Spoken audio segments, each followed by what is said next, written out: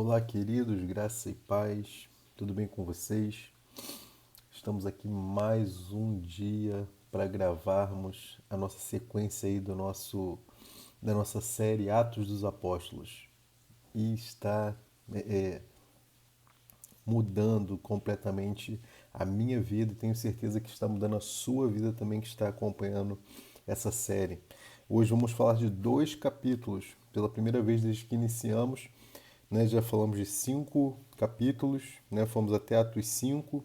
Hoje vamos falar dos capítulos 6 e 7. Então, segura aí, se ajeita na cadeira que eu vou me ajeitar aqui também. Hoje um friozinho, especialmente aqui, né, no Rio, uma frente fria, né? Estamos gravando aí, estou acordado aí desde cedo, muito cedo mesmo, e temos algumas coisas da parte de Deus aqui para vocês, poderosíssimas. Amém? Então vamos lá. Capítulo 6 de Atos, né? Enquanto você abre a sua Bíblia, eu quero te pedir, curte esse vídeo, compartilha, né? E se você não se inscreveu no canal ainda, inscreva-se no canal, ok? Isso é muito importante para que esses vídeos ganhem relevância, essa palavra seja espalhada por todo esse país e até fora dele, né? Eu costumo brincar dizendo que o galardão dessas mensagens eu ainda receberei nos céus, né? Estaremos lá arrebatados, né? Raptados e vai estar chegando o galardão lá porque alguém em algum momento vai estar ouvindo ou vendo estas mensagens aqui. Amém? Então vamos lá. Capítulo 6. Instituição dos diáconos. A igreja vai começar a ter problema. Brincadeira, gente. É brincadeira, tá? Mas acompanhe comigo. Atos 6, capítulo 1. Né? Aqui dos 6, capítulo 6, 1 até o versículo 6, do 1 ao 6, vai falar da instituição dos diáconos. Né? Vamos ver os motivos, vamos ver o porquê aqui da instituição dos diáconos. Ora, naqueles dias, crescendo o número dos discípulos, né, conforme a gente pode ver daqui a pouco no versículo 7 desse mesmo capítulo, houve uma murmuração dos gregos, né, aqui os helenistas, né, os gregos, contra os hebreus, porque as suas viúvas eram desprezadas no ministério cotidiano.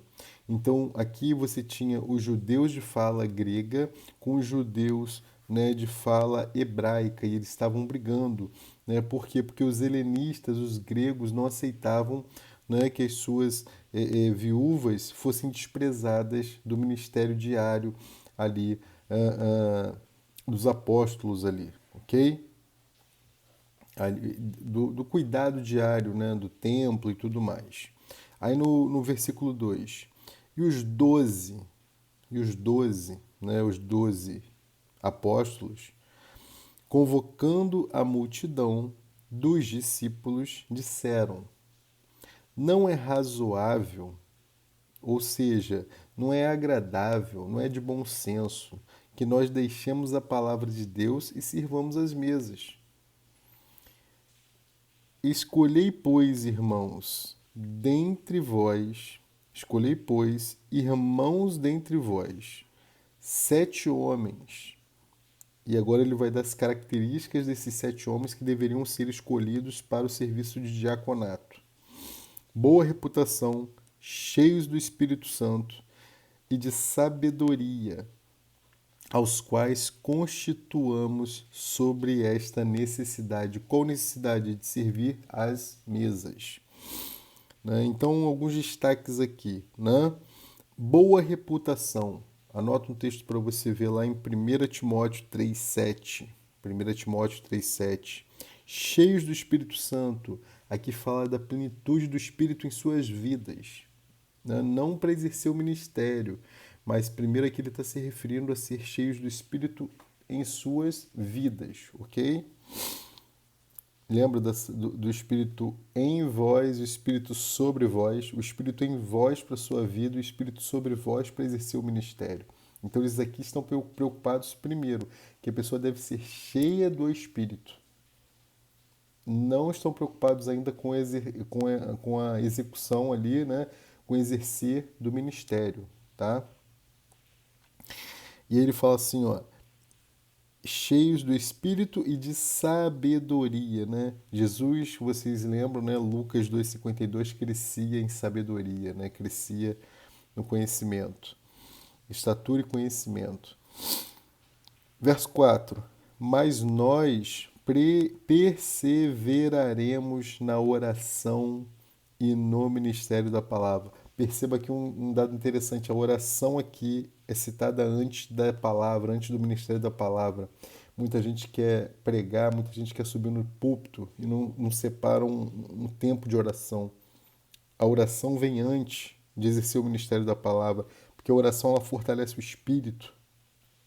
A oração ela fortalece o espírito. Né? Verso 5. E este parecer contentou a toda a multidão. Quer dizer, todo mundo ficou satisfeito. E elegeram, aí eles vai citar, né? Quem foram os eleitos. Estevão, homem cheio de fé e do Espírito Santo. A gente vai ver isso com bastante detalhe daqui a pouco. Filipe, né? E a gente vai ver lá em Atos 8:5 que Filipe pregava, né? Então os diáconos pregavam também esse evangelho. Prócoro, Nicanor, Timão, Parmenas, Nicolau, prosélito de Antioquia, né? E Nicolau, né, que é prosélito de Antioquia. O que é prosélito? Nós já falamos, prosélito é um gentio, né, que se converteu ao judaísmo, tá? Então havia ali entre os diáconos gentios convertidos, ok? Isso é muito legal para a gente perceber, né?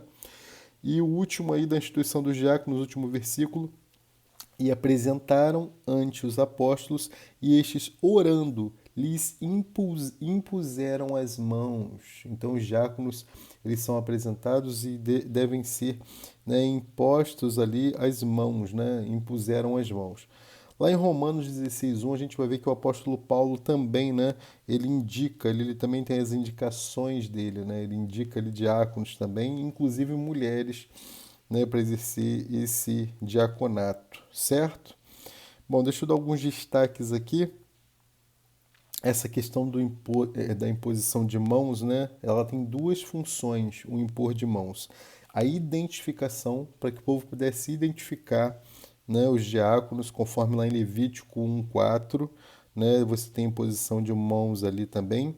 E aí você acaba infundindo a infusão, né, dessa função diaconal, conforme a gente vê lá em 1 Timóteo 4, versículo 14. Depois você dá uma olhadinha lá também, ok?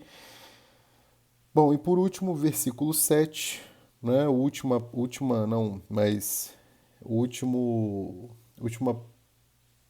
versículo da primeira parte da aula.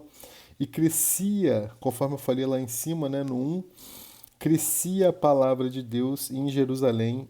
Por quê? Porque se multiplicava muito o número dos discípulos e grande parte dos sacerdotes obedecia à fé, né? A fé em Cristo aqui.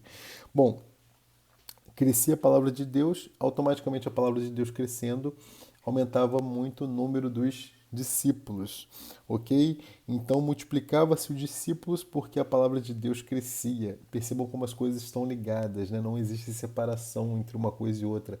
O número de discípulos cresce quando a palavra cresce. O número de pessoas pode até aumentar na igreja, mas se não houver o crescimento da palavra, vão ser só pessoas e não discípulos. Ok? Bom, essa multiplicação a gente pode constatar também que é uma semente lançada no coração, né? Como está lá em Marcos 4:14, certo? Bom, vamos correr. Versículo 8. Correr não, porque eu não estou com pressa, né? Hoje vamos dar bastante detalhes aqui, vai ser muito interessante para vocês. Aqui a partir do versículo 8 do capítulo 6, né?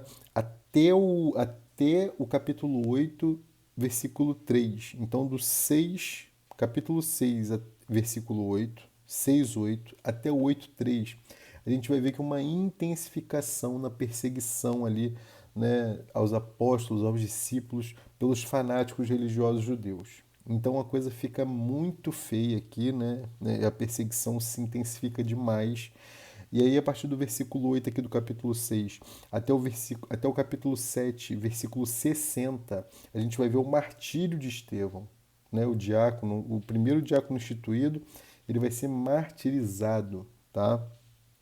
E aí a gente vê aqui nos versículos 8, né, até o versículo 8, 9, 10 também, 11, 12, 13, versículo 14, né, do 8 ao 14, a gente vai ver que ele sofre oposição e é preso. Olha lá. E Estevão, verso 8, cheio de fé e de poder, fazia prodígios e grandes sinais entre o povo. Lembrando que prodígios e sinais, como nós já falamos, não eram um foco. O foco era, né, ser testemunha de Cristo. Mas isso aqui contribuía e provava para o povo que o Espírito Santo era um com eles, né, devido aos prodígios e maravilhas que eram feitos. Versículo 9: E levantaram-se, né, levantaram-se alguns que eram da sinagoga, né, chamados de libertinos. Então perceba aqui que depois da dispersação das línguas, né, lá em Atos 2, dos versos 1 ao 4, você tem várias sinagogas formadas, porque as línguas ali eram diferentes, né? Os idiomas eram diferentes. Né? Chamada dos libertinos. Essa sinagoga dos libertinos eram de livres, né? Pessoas livres, não escravos. E os sirineus e dos sirineus e dos alexandrinos. Então, várias sinagogas aqui, né? E dos que eram da Cilícia e da Ásia e disputavam com Estevão. Então, olha, vários da sinagoga ali disputando, né? Uma disputa verbal a princípio, né? Uma disputa verbal a princípio. Um cafezinho aqui para a gente reforçar a voz. Verso 10. Não podiam resistir à sabedoria e ao espírito com que falava. Lembra que eles eram um com o Espírito Santo, assim como os apóstolos eram um, esses diáconos agora passaram a ser um também com o Espírito. E então eles não podiam resistir, né? Verso 11. Então subornaram, sempre, né? Subornaram uns homens para que dissessem: ouvimos-lhe proferir palavras blasfemas contra Moisés e contra Deus. Guarda isso aqui, esse verso 11, tá? Que Estevão vai responder essas acusações aqui. Indiretamente, né? Ele vai responder, eu vou mostrar isso para vocês. Versículo 12. E excitaram o povo, né, os anciãos e os escribas, e investindo contra ele, o arrebataram e o levaram ao conselho, sempre levando ao sinédrio, assim como fizeram com nosso Senhor Jesus, né? Levaram ele para o sinédrio da mesma maneira que percebam que a coisa se repete, né? Com Estevão. Verso 13: E apresentaram falsas testemunhas que diziam: Este homem não cessa de proferir palavras blasfemas contra este santo lugar e a lei. A gente pode ver a mesma coisa lá em Mateus 24, né, versículo 15. Verso 14: Porque nós lhe ouvimos dizer que esse Jesus Nazareno há de destruir este lugar e mudar os costumes que Moisés nos deu, conforme ele havia profetizado lá em Mateus 23, do 37 ao 39, né? Só que aqui eles estão fazendo uma nova distorção, né, daquilo que ele falou, como fizeram a mesma coisa com Cristo lá em Mateus 27, 40, distorcendo as suas palavras, né? E no versículo 15, fechando essa primeira parte aqui dele perante o sinédrio, então todos os que estavam assentados no conselho, fixando os olhos nele, viram seu rosto como o rosto de um anjo. Então ele tinha uma aparência celestial aqui já. Estevão, né, sendo acusado, vilipendiado aqui, né, caluniado, ele já tinha uma aparência celestial em seu rosto aqui. E aí vai ter a defesa de Estevão agora, né, a partir do capítulo 7. Já entramos no capítulo 7, 14 minutinhos de aula aí, indo para 15, né? Estamos no capítulo 7 já. Então, um capítulo já foi tá? A instituição dos diáconos e Estevão ali perante o sinédrio, sendo, assim como nosso Senhor Jesus foi acusado, né? Foi caluniado, Estevão também passou por isso. Então não se preocupe, irmão, em passar por perseguição, certo? Um dos meus capítulos preferidos da Bíblia é esse capítulo 7 aqui de Atos, né?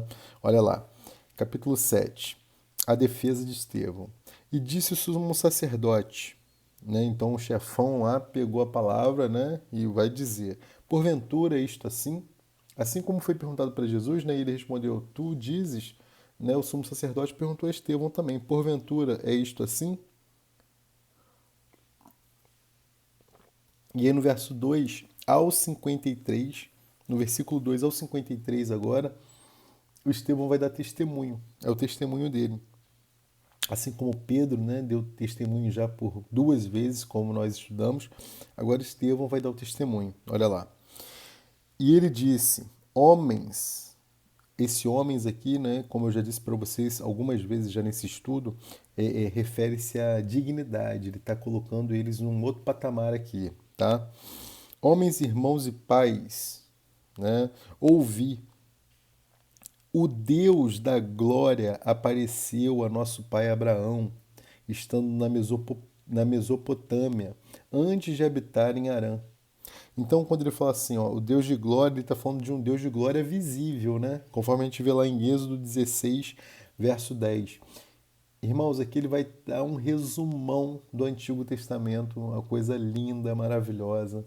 Né? Se você quiser dar um resumo do Novo Testamento, do Antigo Testamento, perdão, para o novo convertido, é só você mandar ler o capítulo 7 de Atos, tá?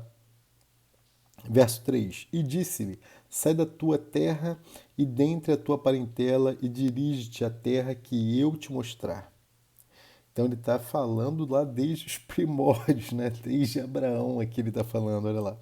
Então saiu da terra dos caldeus e habitou em Harã, e dali depois que seu pai faleceu, Deus o trouxe para esta terra em que habitais agora. Então perceba, né? Deus que transferiu Abraão para a terra, né? E não Abraão que peregrinou até Canaã, conforme a gente vê lá em Gênesis 12, 4, Gênesis 12, versículos 4 e 5. Então foi Deus que trouxe, Deus o transferiu, tá? Verso 5: E não lhe deu nela herança, nem ainda espaço de um pé, mas prometeu que lhe daria a posse dela e depois dele a sua descendência, não tendo ele ainda filho. Verso 6: E falou Deus assim, que a sua descendência seria peregrina em terra alheia e a sujeitaria à escravidão, né? Leia-se aí Egito, né? Terra alheia Egito. E a maltratariam por 400 anos, conforme nós vemos lá em Êxodo, né? Capítulo 1, versos 11, 13 e 14. Né? Esses 400 anos aqui, você pega uma referência aí lá também em Gálatas 3,17, tá? Gálatas 3,17. Esse período aqui que ele está citando abrange desde o período em que Ismael escarneceu de Isaac, lá em Gênesis 21, tá? Até a saída do povo do Egito, Êxodo 12, tá? Então, desde Abraão, tá? A gente tem 400 anos aí de sofrimento. Desde esse período citado por Estevão, ele vai então desde que Ismael escarnece de Isaac até a saída do povo lá em Êxodo 12, ok? Versículo 7. E eu julgarei a nação que o estiver escravizado, disse Deus, conforme nós sabemos, né, do julgamento de Deus acerca das pragas lá do Egito. E depois disso sairão e me servirão neste lugar. Verso 8: E deu-lhe a aliança da circuncisão, e assim gerou a Isaque, e o circuncidou ao 8º dia, e Isaque a Jacó, e Jacó aos 12 patriarcas. Essa circuncisão ao 8º dia é importantíssima, irmãos. Por quê? Porque é ciência na Bíblia. Nós hoje, né, cientistas, nós sabemos que os fatores de coagulação sanguínea, a partir do momento que o bebê nasce, eles só estão em níveis, em quantidades normais no organismo a partir do sétimo, né, do oitavo dia, né, a protrombina e a vitamina K, que são fatores de coagulação. Então, se as pessoas fossem circuncidadas antes do oitavo dia, elas poderiam sofrer hemorragias mortais. Então, a partir do oitavo dia, os fatores de coagulação, a protrombina e a vitamina K já estão em níveis normais. E aí Deus dá um show de ciência aqui na Bíblia, né?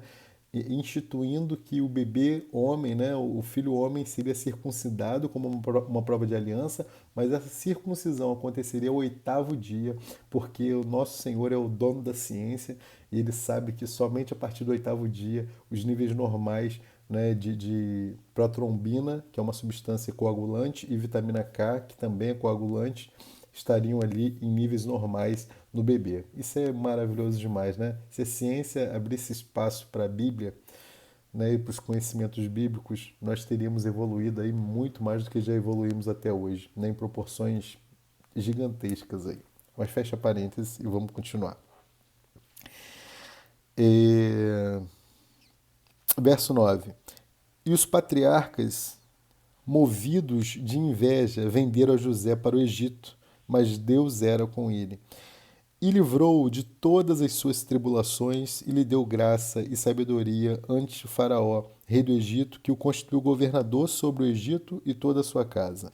Sobreveio então a todo o país do Egito e de Canaã fome grande, né? Fome e grande tribulação, e nossos pais não achavam alimentos. Né? Aqui algumas traduções vão dizer assim, ó, não achavam nem forragem, né, para o gado. Versículo 12.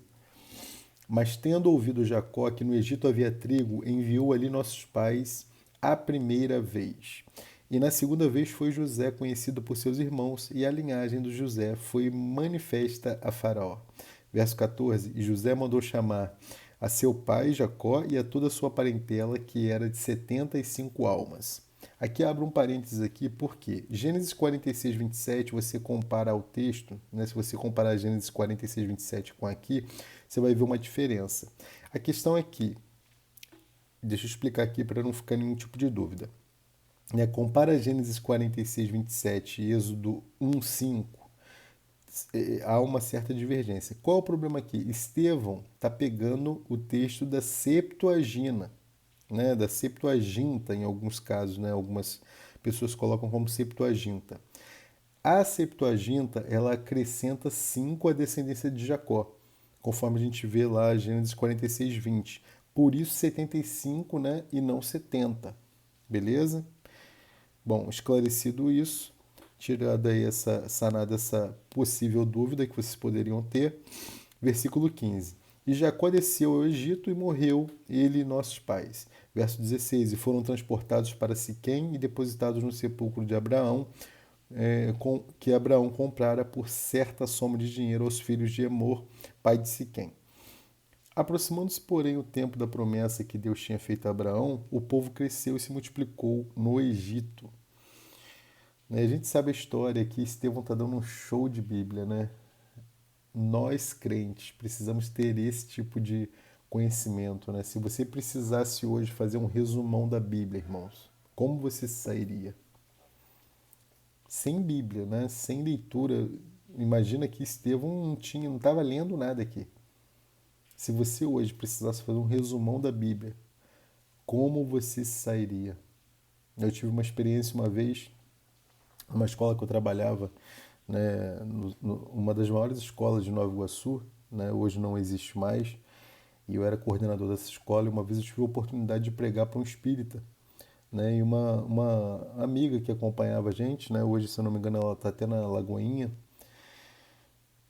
lá de BH, ela ficou assim, Rafael, você falou a Bíblia inteira para esse cara em 15 minutos, né? Depois que ele saiu, né? E é isso, a gente precisa, na nossa cabeça, né, a gente precisa ter esse contexto bíblico. Não é que você vai saber de Gênesis, Apocalipse, os versículos todos, mas o contexto você precisa saber. O que o livro de Gênesis está falando? Né? O que o livro de Êxodo está falando? Qual é o contexto do livro? Porque se você não souber, como é que você vai fazer esse relato? É o que Estevão está fazendo aqui. né? Ele está fazendo perante os grandes, né? Vamos dizer assim, judeus, né? Continuando.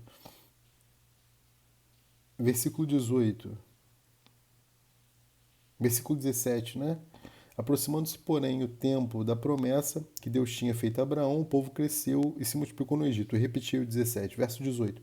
Até que se levantou outro rei que não conhecia José. Está aí o motivo, né? O outro rei que não conhecia José. Só que tem um detalhe aqui. O motivo da perseguição do povo não está ligado a esse não conhecer José. O motivo está aqui na palavrinha outro. Esse outro, né, até que se levantou outro, esse outro está dizendo assim, ó, até que se levantou um outro rei, até que se levantou um rei com um caráter diferente do anterior e começou a perseguir o povo. Né?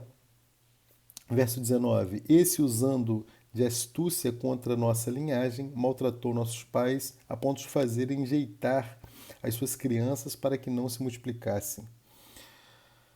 Verso 20. Agora, dos versículos 20 até o versículo 44, eu vou acelerar a leitura para a gente terminar em tempo. Do 20 ao 44, a gente vai ter aqui uma longa narrativa propositalmente aqui, né, de maneira propositada. Ele vai fazer uma longa narrativa elogiando Moisés. Sabe por que ele faz isso? Porque ele havia sido acusado. Lembra que eu falei lá no versículo 11 do capítulo 6? Ele havia sido acusado de blasfemar contra Moisés. Aí olha o que ele vai fazer agora. Nesse tempo, verso 20, nasceu Moisés e era muito formoso e foi criado 3 meses em casa de seu pai, né? Até o tempo que eles conseguiram esconder ali o bebê. 3 meses. Né, os soldados ali egípcios procurando, né, para matar as crianças, assim como houve perseguição lá na época de Jesus, né, houve perseguição também, Faraó mandou perseguir na época de Moisés, né, porque Satanás achava que Messias quer dizer tirado das águas, né, então Satanás achava que Moisés poderia ser o Messias. Por isso essa perseguição toda aqui, tá, irmãos? 21. E sendo enjeitado, ou seja, sendo lançado fora, sendo abandonado, tomou a filha de Faraó e criou como seu filho. Né? Então aqui ele foi enjeitado, ele foi lançado para a morte, como os outros bebês hebreus eram lançados. 22. E Moisés foi instruído em toda a ciência dos egípcios e era poderoso em suas palavras e obras. Não só em palavras, mas ele era poderoso no fazer também, né? 23. E quando completou a idade de 40 anos, veio-lhe o coração ir visitar seus irmãos, os filhos de Israel, e vendo maltratado um deles, o defendeu e vingou, né, ofendido, matando o egípcio. Né? Então ele mata lá o ofendido. Alguns vão dizer que foi Arão, né, seu irmão. Perdão, a gente não. Prefiro não contextualizar dessa forma, né? Deixo aqui porque a Bíblia não vai falar. Maltratando um deles, o defendeu e vingou o ofendido, matando o egípcio. Eu, eu creio que se fosse o irmão, a Bíblia relataria isso, né? Mas, tudo bem. Verso 25. E ele cuidava de que seus irmãos entenderiam que Deus lhe havia de dar a liberdade pela sua mão, mas eles não entenderam. Verso 26. No dia seguinte, pelejando eles, foi por eles visto e quis levá-los à paz, dizendo: Homens, sois irmãos, por que vos agravais um ao outro? Né? E aí no 27, e o que o ofendia o seu próximo repeliu, dizendo: Quem te constituiu príncipe e juiz sobre nós? Queres tu matar-me como ontem mataste o egípcio? E esta palavra fugiu, né? Depois dessa palavra, verso 29, e esta palavra fugiu Moisés, esteve como estrangeiro na terra de Midian, onde gerou 2 filhos, né? Versículo 30, e completados, né? 2 filhos de Moisés foram gerados na terra de Midian, né? E completado 40 anos, apareceu-lhe o anjo. E aqui, toda vez que esse anjo aqui aparece no Antigo Testamento, esse anjo era o próprio Cristo. Tá? E olha que tremendo isso. Por quê, Rafael? Porque você percebe que no verso 31 e 32, esse anjo é referido como Senhor e como Deus. Olha lá.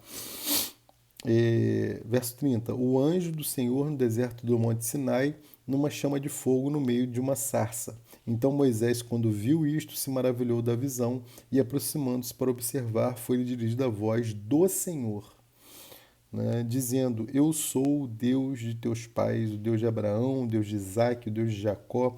E Moisés, todo trêmulo, não ousava olhar, né, não prestava atenção naquilo que ele estava falando, trêmulo ali. 33. E disse-lhe o Senhor: Tira as sandálias dos teus pés, porque o lugar em que está é terra santa. 34. Tenho visto atentamente a aflição do meu povo, que está no Egito, e ouvi os seus gemidos e desci a livrá-los. Agora, pois, vem e enviar-te-ei ao Egito. Né? Então, essa manifestação aqui de Jesus no Antigo Testamento pode ser vista também em outros textos, né? Êxodo 3, dos versículos 2 ao 16, Juízes 6, dos versículos 12 ao 24 e Zacarias 2, dos versículos 6 ao 11, tá? Continuando, verso 35. A este Moisés ao qual haviam negado, dizendo: Quem te constituiu príncipe e juiz? A este enviou Deus como príncipe e libertador pela mão do anjo que lhe aparecera na sarça. Né? Verso 36, foi este que os conduziu para fora, fazendo prodígios e sinais na terra do Egito, no Mar Vermelho e no deserto por 40 anos. Este é aquele Moisés que disse aos filhos de Israel: O Senhor vosso Deus vos levantará dentre vossos irmãos um profeta como eu, e a ele ouvireis. E esse versículo 37 aqui, né, é quando é a fala de Moisés que acaba com os planos de Satanás, né? Quando ele mesmo fala, né? O Senhor vosso Deus vos levantará dos vossos irmãos um profeta, e a ele, né, a ele ouvireis. Então aqui ele está falando um profeta como eu, e é esse sim vocês vão ouvir. Né? Verso 38, este é o que esteve entre a congregação no deserto com um anjo que lhe falava no Monte Sinai. O anjo lhe falava no Monte Sinai. E com os nossos pais, o qual recebeu as palavras de vida para nos dar. Né? Então, o anjo falava com Moisés as palavras de vida para dar ao povo. Tá? Verso 39. Ao qual nossos pais não quiseram obedecer, antes o rejeitaram e em seu coração se tornaram ao Egito, né? Voltaram o seu coração ao Egito. Dizendo a Arão: Faze-nos deuses que vão diante de nós, porque é Moisés que nos tirou do Egito, não sabemos o que lhe acontecera. Então o povo estava pedindo aqui um substituto para Moisés, tá? E vamos continuar. 41. E naqueles dias fizeram um bezerro, né, um touro novo, né, um bezerro, e ofereceram sacrifício ao ídolo e se alegraram nas obras das suas mãos. Verso 42. Mas Deus se afastou e os abandonou a que servissem ao exército do céu, né? Ou seja, a que servissem aos corpos celestes, ao exército de estrelas, né? Como está escrito no livro dos profetas. Né? E esse livro dos profetas aqui está se referindo provavelmente aos 12 livros dos profetas menores, né? De Oséias ali a Malaquias. Né? Eles estão aqui citando como se fosse um livro só. Tá? Porventura me oferecestes vítimas e sacrifícios no deserto por 40 anos, ó casa de Israel. 43. Antes tomaste o tabernáculo, né? Aquela tenda portátil de Moloque, e a estrela do vosso Deus Renfá, que é Saturno, quer dizer que Saturno, né? Figuras que vós fizeste para os adorar. Transportar-vos-ei, pois, para além da Babilônia. Estava entre nossos pais no deserto o tabernáculo do testemunho, como ordenara aquele que disse a Moisés que o fizesse segundo o modelo que tinha visto. Então aqui está sendo falado, né? Vocês estão fazendo um tabernáculo, vocês estão fazendo uma tenda para adorar outros deuses, né? Mesmo estando aí no deserto com vocês, o tabernáculo que o próprio Deus mandou que fosse feito através de Moisés, lá capacitando os obreiros para que fizessem, né? Bezalel e Aholiabe, que fizessem todo o tabernáculo, toda a obra do tabernáculo, e eles estavam ali agora adorando a outros deuses. E Estevão está relatando tudo isso aqui e ele falou do versículo 20 ao 44 só de Moisés. Por que ele falou só de Moisés? Porque no capítulo 6, verso 11, eles disseram, né, inventaram que ele havia blasfemado contra Moisés. E agora ele dá um show aqui, né, de Moisés aqui para responder àqueles que haviam falado que ele havia blasfemado. Vamos terminar.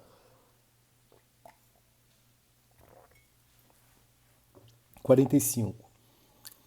O qual nossos pais recebendo também o levaram com Josué. Aí já mudou agora o personagem, né?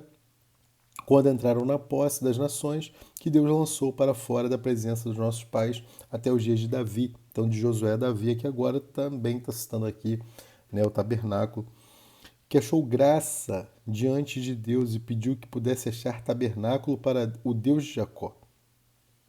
E Salomão lhe edificou a casa, né? Ele vai falar da passagem de Davi, que pede para edificar o templo do Senhor e tudo mais. Mas o Altíssimo não habita em templos feitos por mãos de homens, como diz o profeta, né? E aí aqui ele vai acrescentar, né? Porque ele está dizendo aqui, ó, mas o Altíssimo, aí ele está dando outra pancada, porque lembra que no 6:11, capítulo 6, verso 11, ele fala que ele blasfemou contra Moisés e contra Deus. E agora ele está falando assim, mas o Altíssimo, aquele que vocês estão falando que eu estou blasfemando contra, ele não habita em templos feitos por mãos de homens, como diz o profeta, né? Então aqui ele está fazendo uma referência a Deus ter abandonado o templo feito, né, por homens no Antigo Testamento, né, para a nova dispensação de agora. E a gente pode ver isso lá em João 4:24 e Efésios 2:22. Anota aí, tá? Versículo 49, né, é uma profecia aí que a gente vê lá em Isaías 66, versículos 1 e 2. Olha lá.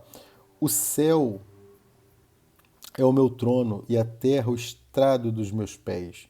Que casa me edificareis, diz o Senhor, ou qual é o lugar do meu repouso? Versículo 50. Porventura não fez a minha mão todas essas coisas? 51. Homens de duras cerviz, incircuncisos de coração e ouvido, vós sempre resistis. Né? Então ele está dizendo aqui, ó, homens de duras cerviz, incircuncisos de coração e ouvido. Vós sempre resistis. Ele dá ênfase nessa resistência aqui. Vós sempre resistis ao Espírito Santo. Assim vós sois como vossos pais. Olha a pancada que ele está dando aqui, cheio do Espírito Santo, né? E sendo um com o Espírito Santo. E sabe quem está ouvindo isso aqui? Saulo. Saulo está ouvindo todo esse discurso de Estevão. Né? E aí ele é apresentado ao Espírito Santo aqui nesse momento, porque Estevão era um com o Espírito Santo. Amém? Assim como nós devemos ser um com ele também. Essa ousadia, irmãos, aqui só sendo um com ele. Não tem jeito. Versículo 52. A qual dos profetas não perseguiram vossos pais? Olha a pancada, né? Até mataram os que anteriormente anunciaram a vinda do justo, do qual vocês agora fostes traidores e homicidas. Vós que recebestes a lei por ordenação dos anjos e não aguardastes. Olha mais uma vez aqui, né? A lei foi recebida por ordenação de quem? Anjos, né? Então Moisés tinha um anjinho lá que soprava a lei para ele, tá? Depois você dá uma olhadinha lá, Gálatas 3:19 também, Gálatas 3:19, certo? Vamos continuar, 53, estamos acabando. Que tremendo, né, esse capítulo, né? E aí, dos 54 aos 60, não vai ter jeito, ele é morto. Mas tem alguns detalhes aqui preciosíssimos também, né? Olha lá. E ouvindo eles isto, enfureciam-se em seus corações e rangiam os dentes contra ele. Mas ele, estando cheio do Espírito Santo, fixando os olhos no céu, viu a glória de Deus e Jesus que estava à direita de Deus, né, em pé, algumas traduções vão dizer aqui. Então, quando ele viu essa glória aqui, essa glória traz encorajamento, né, para aqueles que são perseguidos. Quando você vê a glória em meio às suas perseguições, você é encorajado. 56. E disse: Eis que vejo os céus abertos e o Filho do Homem que está em pé à mão direita de Deus. Isso aqui quer dizer, sabe o que, irmãos? Que que o Filho de Deus está preocupado com o seu perseguido ali, com aquele que está sendo perseguido em favor do seu nome. Então, né, geralmente Deus é relatado, né, Jesus é relatado como sentado à direita do Deus Pai. Agora não, agora ele está vendo o Filho de Deus em pé. Tamanha era a preocupação do Filho de Deus, de Jesus, com esse homem. Então ele está vendo ele em pé. E aqui eu quero te dizer uma coisa tremenda, irmãos. A terra se fecha para Estevão, mas os céus estão abertos. A terra acabou de se fechar, os homens se fecharam, mas ele vê os céus abertos, porque os céus estão abertos para ele. 57. Mas eles gritaram com grande voz, taparam os seus ouvidos e arremeteram unânimes contra ele, né? Assim como fizeram com Cristo, né? Verso 58, expulsando-o da cidade, o apedrejavam, e as testemunhas depuseram as suas capas aos pés de um jovem chamado Saulo. Depois você vai lá em Atos 13, 9 e vê quem se tornou esse jovem chamado Saulo. Versículo 59. E apedrejaram Estevão, que em invocação dizia: Senhor Jesus, recebe o meu espírito. Lembrando que eu já falei para vocês, essa invocação não é novidade do Novo Testamento, tá? Não é novidade do livro de Atos. Na terceira geração após Adão, Enos já invocava o nome do Senhor lá em Gênesis 4, 26. Tá? E por último, verso 60, acabando a nossa aula de hoje. E, pondo-se de joelhos, clamou com grande voz: Senhor, não lhes impute este pecado. E tendo dito isto, olha só, adormeceu. Adormeceu. Olha que termo diferente, né? Se você olhar o termo Ananias e Safira, por exemplo, se você voltar aí um pouquinho, só para a gente fechar, você vai ver que ele fala assim, ó. E Ananias, ouvindo essas palavras, verso 5 do capítulo 5, caiu e expirou, né? Quer dizer, entregou a sua alma. Olha como é que é diferente aqui, ó. E tendo dito isto, adormeceu. Olha que tranquilidade, né? Muitas pessoas falam assim, eu quero morrer dormindo. Né? É isso aqui, ó. Estava sendo apedrejado, viu os céus abertos, estava, né, ainda pediu, assim como o Senhor, né, o nosso Senhor Jesus fez, lá em Lucas 23, 34, ele ainda pede, Senhor, não impute a esse povo esse pecado. A mesma coisa que Jesus fez, né? Como seu Senhor, a quem amava e vivia, havia orado, né, pelos seus, ele também fez a mesma coisa, cheio do Espírito e sendo um com o Espírito. Capítulos 6 e 7 foram para conta. Que tremendo, né? Foi a vida desse diácono Estevão. E para finalizar, eu quero deixar essa pergunta mais uma vez. Se você precisasse fazer um resumão da Bíblia, como Estevão fez aqui, você estaria preparado hoje para fazê-lo? Quero te incentivar, irmãos. Irmãos, estudem essa palavra. Não tem como ser cristão, não tem como se considerar testemunha de Cristo e não se relacionar com essa palavra. Essa palavra é para ser lida, é para ser devorada por nós, é para entrar na nossa alma, né, e fazer a distinção ali, discernir tudo em nossa vida, tudo, absolutamente tudo é discernido por essa palavra em nós. Amém? Então que Deus te abençoe, né, que você seja tremendamente impactado por essa aula e que você possa compartilhar para que outras pessoas também possam ser impactadas. Amém? Mais uma vez quero te pedir, dá um joinha nesse vídeo, né, compartilhe esse vídeo com alguém e seja tremendamente abençoado em nome de Jesus. Amém? Até a próxima. Fiquem com Deus. Na próxima aula, capítulo 8. Ok? Um grande beijo. Tchau, tchau.